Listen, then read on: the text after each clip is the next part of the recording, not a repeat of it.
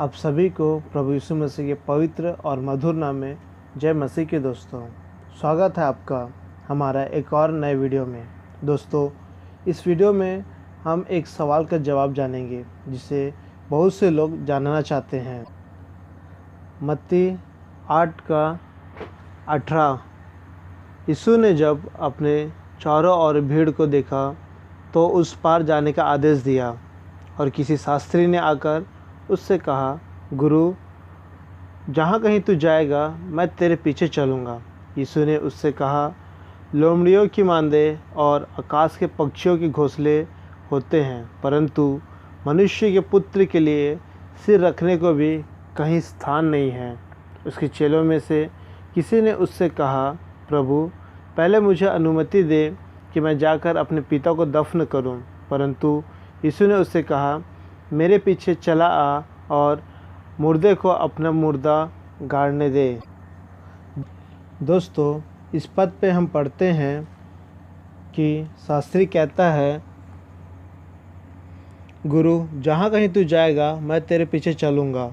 यीशु ने उससे कहा, लोमड़ियों की मांदे और आकाश के पक्षियों के घोंसले होते हैं, परंतु मनुष्य के पुत्र के लिए सिर रखने को भी कहीं स्थान नहीं है।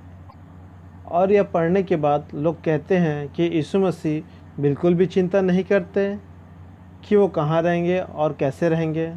क्या प्रभु यीशु मसीह को उनके माता पिता घर से निकाल दिए थे, या फिर यीशु मसीह उस शास्त्री को अपने पीछे चलने नहीं देना चाहते था? आखिरकार प्रभु यीशु मसीह का कहने का तात्पर्य क्या था? क्या संदेश वो देना चाह रहे थे, और इसके पीछे का संदेश क्या है? तो दोस्तों, आज इस वीडियो को पूरा देखिए। आज हम प्रभु यीशु मसीह के इस बात का अर्थ जानेंगे। चलिए दोस्तों, हम शुरू करते हैं।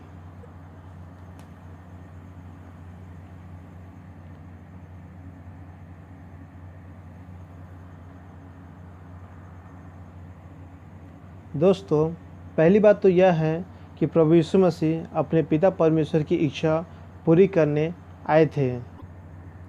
जैसे कि हम लूका रचित सुसमाचार में उसके दूसरे अध्याय के 48वें पद में हम पढ़ते हैं, उसने उनसे कहा, तुम मुझे क्यों ढूंढ रहे थे? क्या तुम नहीं जानते कि मुझे अपने पिता के घर में होना आवश्यक है?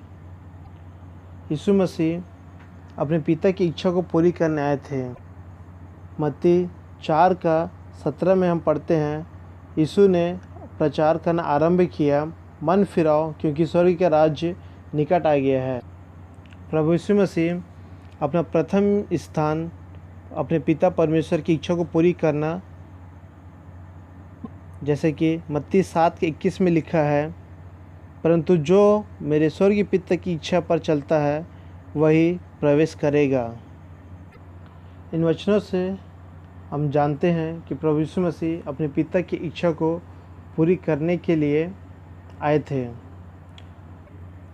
दोस्तों, दूसरी बात हम जानेंगे कि यीशु ने उससे कहा, लोमड़ियों की मांदे और आकाश के पक्षियों के घोंसले होते हैं, परंतु मनुष्य के पुत्र के लिए सिर रखने को भी कहीं स्थान नहीं है। दोस्तों, इस पद से हम जानेंगे कि प्रभु यीशु मसीह दिन के समय में पिता के राज्य के प्रचार करते थे, और रात के समय में वो पर्वत पर जाकर पिता से प्रार्थना करते थे। मत्ती 14:23। जब संध्या हुई, वह वहाँ अकेला था। वह पर्वत पर अकेले प्रार्थना करने के लिए चला गया। दोस्तों, प्रभु यीशु मसीह रोज़ पिता के राज्य के बारे में सुसमाचार सुनाते, और शाम के समय में पर्वत पर जाकर पिता से प्रार्थना करते थे। ये हमें उसके कलाम में बहुत बार देखने को मिलता है। और जब यीशु मसीह पकड़वाने वाले थे, उस समय भी वो पर्वत पर जाकर प्रार्थना कर रहे थे। दोस्तों, जैतून पर्वत पर प्रभु यीशु मसीह हर शाम को संध्या के समय पे जाकर प्रार्थना करते, और सुबह के समय वहाँ से उतरकर पिता परमेश्वर के राज्य के सुसमाचार सुनाते। यहाँ तक कि दोस्तों, जब प्रभु यीशु मसीह बादलों पर उठाए गए थे, उस समय पर भी उसने जैतून पर्वत पर जाकर अपने लोगों को दिखाई देते हुए स्वर्गारोहण वो हुए थे। तीसरी बात हम जानेंगे दोस्तों, जब शास्त्री ने कहा, गुरु जहाँ कहीं तू जाएगा मैं तेरे पीछे चलूँगा। प्रभु यीशु मसीह उनको बताना चाहते थे कि प्रभु यीशु मसीह जिस रास्ते पे चल रहे हैं वो रास्ता कितना कठिन है, क्योंकि हमें वचन बताता है मत्ती 16:24, यदि कोई मेरे पीछे आना चाहे तो वह अपने आप का इनकार करे और अपना क्रूस उठाकर मेरे पीछे चले।